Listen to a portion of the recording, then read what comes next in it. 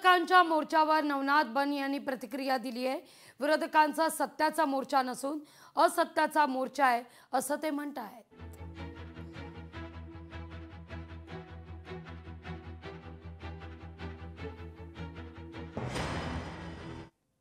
महाविकास आघाडीच्या वतीने उद्या सत्याचा मोर्चा नावानं मोर्चा काढला जाणार आहे।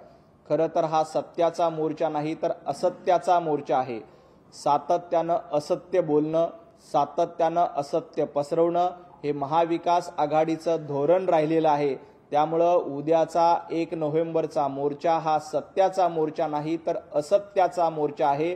तुमचा निवडणूक आयोगावर विश्वास नाही आहे आणि तुम्ही असत्य पसरवण्याचं काम करत आहात।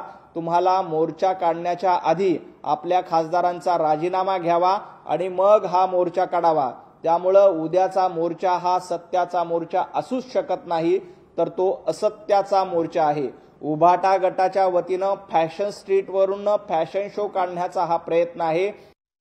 सन्माननीय राज ठाकरे यांना विनंती आहे की तुम्ही लोकलनं मोर्चात सहभागी होण्याच्या ऐवजी मेट्रोनं मोर्चामध्ये सहभागी व्हा। दादर पासनं थेट सीएसटी पर्यंत मेट्रो आहे।